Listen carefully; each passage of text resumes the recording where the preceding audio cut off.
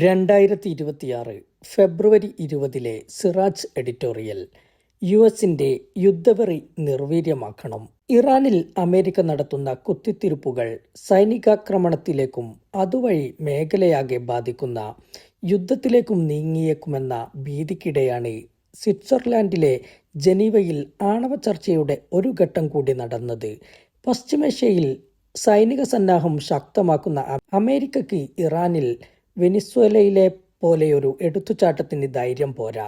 ഇസ്രായേലിന്റെ താളത്തിനൊപ്പിച്ചാകണം ഏതു തീരുമാനവുമെന്ന ഷാഠ്യം US president Donald ട്രംപിനുള്ളതിനാൽ ചർച്ച കാര്യമായ ഫലമുളവാക്കുന്നുമില്ല. ഇറാനെ ആക്രമിച്ചാൽ കാര്യങ്ങൾ കയ്യിൽ നിന്ന് പോകുമെന്ന് യുഎസിന് നല്ല ബോധ്യമുണ്ട്. ആത്യന്തിക പോരാട്ടത്തിലേക്ക് ഇറാൻ നീങ്ങും. അത് മേഖലയിലെ യുഎസ് കേന്ദ്രങ്ങൾക്ക് നേരെയുള്ള കനത്ത പ്രത്യാക്രമണത്തിൽ കലാശിക്കും. ഇസ്രായേലിനെയും ആക്രമിക്കും. അറബ് രാജ്യങ്ങളിലെ യുഎസ് സൈനിക കേന്ദ്രങ്ങളും ലക്ഷ്യമാകും. ഭീകരമായ യുദ്ധവ്യാപനമാകും സംഭവിക്കുക. ചൈന, റഷ്യ തുടങ്ങിയ രാജ്യങ്ങൾ ഇറാനോടുള്ള കടപ്പാട് പാലിക്കാൻ തീരുമാനിച്ചാൽ സ്ഥിതി കൂടുതൽ സങ്കീർണമാകും. ഇവയെല്ലാം മുൻകൂട്ടി കണ്ടാണ് ഒരിക്കൽ കൂടി ചർച്ചയിലേക്ക് വരാൻ യുഎസ് തീരുമാനിച്ചത്. നേരത്തെ മസ്കത്തിൽ നടന്ന പരോക്ഷ ചർച്ചകളുടെ തുടർച്ചയായാണ് സ്വിറ്റ്സർലാൻഡിൽ യുഎസിലെയും ഇറാനിലെയും ഉന്നതർ സംസാരിച്ചത്. അതേസമയം ഇറാനിൽ ഒരാഴ്ചക്കകം ആക്രമണമുണ്ടാകുമെന്ന് ഉന്നത യുഎസ് വൃത്തങ്ങളെ ഉദ്ധരിച്ച് ചില വാർത്താ ഏജൻസികൾ റിപ്പോർട്ട് ചെയ്യുന്നുണ്ട്. ജനീവയിലെ ഒമാൻ കോൺസുലേറ്റിലായിരുന്നു ചർച്ച. ഇറാൻ അതിന്റെ ആണവ പരിപാടി പൂർണ്ണമായി ഉപേക്ഷിക്കണമെന്നും സൈനിക സംവിധാനങ്ങൾ വെട്ടിക്കുറയ്ക്കണമെന്നും യുഎസ് നിഷ്കർഷിക്കുന്നു.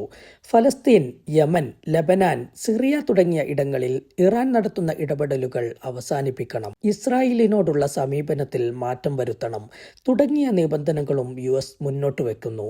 ഇവയെല്ലാം പാലിച്ചാൽ ഇറാനെതിരായ ഉപരോധം നീക്കും, ആക്രമണ പദ്ധതി ഉപേക്ഷിക്കും, ഇറാന്റെ എണ്ണ സമ്പത്ത് സുഗമമായി വ്യാപാരം ചെയ്യാം. ഇതാണ് ട്രംപിന്റെ വാഗ്ദാനം. ഉപരോധമെന്ന സാമ്പത്തിക ആക്രമണം പതിറ്റാണ്ടുകളായി അനുഭവിക്കുന്ന ഇറാനിൽ അതുവഴിയുണ്ടായ സാമ്പത്തിക പ്രതിസന്ധി രൂക്ഷമാണ്. ഈയിടെ അരങ്ങേറിയ ഭരണവിരുദ്ധ കൊടുങ്കാറ്റിന്റെ യഥാർത്ഥ കാരണം ഈ സാമ്പത്തിക പ്രതിസന്ധിയായിരുന്നു. പ്രക്ഷോഭം ആളിക്കത്തിച്ച് ഭരണം അട്ടിമറിക്കാനാണ് അമേരിക്ക ശ്രമിച്ചത്. യുദ്ധത്തിലേക്ക് എടുത്തുചാടണമെന്നോ ഉപരോധം നീങ്ങിക്കിട്ടാനുള്ള അവസരത്തിന് നേരെ മുഖം തിരിഞ്ഞു നിൽക്കണമെന്നോ ഇറാന് താൽപ്പര്യമില്ല. എന്നാൽ ചർച്ചകളിൽ അനാവശ്യ നിബന്ധനകൾ അടിച്ചേൽപ്പിച്ച് അട്ടിമറിക്കാനാണ് യുഎസ് ശ്രമിക്കുന്നത്. ഇസ്രായേലാണ് ചർച്ചകൾ അട്ടിമറിക്കുന്നതെന്ന് ഇറാൻ വിദേശകാര്യമന്ത്രി അബ്ബാസ് അരാങ്ചി ഈയിടെ ആരോപിച്ചിരുന്നു. ജനീവയിൽ നടന്ന ചർച്ചയിൽ പ്രധാന മാർഗനിർദ്ദേശങ്ങളിൽ തത്വത്തിൽ ധാരണയായെന്ന് അബ്ബാസ് അരാക്ചി പ്രതികരിച്ചിട്ടുണ്ട്. അതിനർത്ഥം കരാർ ആസന്നമാണെന്നല്ലെന്നും അദ്ദേഹം വ്യക്തമാക്കുന്നു. ബരാക് ഒബാമ പ്രസിഡന്റായ കാലത്ത് നിലവിൽ വന്ന ഇറാൻ യുഎസ് ആണവ കരാറിൽ നിന്ന് ഡൊണാൾഡ് ട്രംപ് തന്റെ ഒന്നാം ഊഴത്തിൽ ഏകപക്ഷീയമായി പിൻവാങ്ങുകയായിരുന്നു. അമേരിക്കയുടെയും ഇസ്രായേലിന്റെയും താൽപ്പര്യങ്ങൾക്ക് വൻ മേൽക്കൈയുള്ള പുതിയ കരാർ സാധ്യമാക്കാനാണ് യുദ്ധസന്നാഹമൊരുക്കി സമ്മർദ്ദമുണ്ടാക്കുന്നത്. USS എബ്രഹാം ലിങ്കൺ ഇതിനകം പശ്ചിമേഷ്യൻ തീരത്തുണ്ട്. മിഡിൽ ഈസ്റ്റിൽ നിലയുറപ്പിച്ചിട്ടുള്ള 12 യുഎസ് യുദ്ധക്കപ്പലുകൾ വേറെയുമുണ്ട്. ഇവക്കു പുറമെ F-35, F-22, F-16 എന്നിവ ഉൾപ്പെടെയുള്ള യുദ്ധവിമാനങ്ങൾ പശ്ചിമേഷ്യയിലേക്ക് നീങ്ങുന്നു. മിസൈൽ നാശിനി കപ്പൽ ചെങ്കടലിലേക്ക് സഞ്ചരിക്കുന്നതായും യുഎസ് നാവികസേനയുടെ MQ-4C ട്രൈറ്റൺ നിരീക്ഷണ ഡ്രോൺ ഗൾഫ് മേഖലയ്ക്ക് മുകളിൽ പറക്കുന്നതായും ഉപഗ്രഹ ചിത്രങ്ങൾ വിശകലനം ചെയ്ത് വിവിധ ഏജൻസികൾ റിപ്പോർട്ട് ചെയ്യുന്നു. രണ്ടാമത്തെ വിമാനവാഹിനിയായ USS ജെറാൾഡ് ആർ ഫോർഡും കരീബിയൻ മേഖലയിൽ നിന്ന് പശ്ചിമേഷ്യയിലേക്ക് കുതിക്കുകയാണ്. ഇറാനും വെറുതെ ഇരിക്കുകയല്ല. സൈനിക താവളങ്ങൾ ശക്തമാക്കാനും ആയുധങ്ങൾക്ക് പ്രഹരശേഷി കൂട്ടാനും ഇറാൻ തിരക്കിട്ട ശ്രമം നടത്തുന്നു.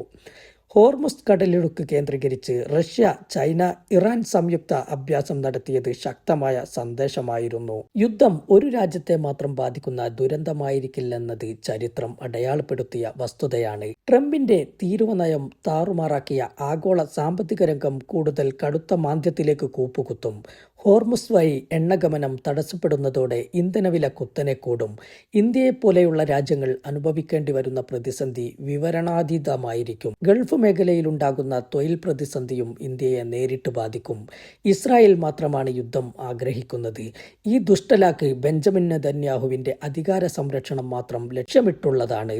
ഇറാന്റെ ബന്ധുരാജ്യങ്ങൾ മാത്രമല്ല, അമേരിക്കൻ മേധാവിത്വ നയത്തോട് എതിർപ്പുള്ള രാജ്യങ്ങളെല്ലാം ഒറ്റക്കെട്ടായി നിലയുറപ്പിച്ച് യുദ്ധവെറി നിർവീര്യമാക്കുകയാണ് വേണ്ടത്.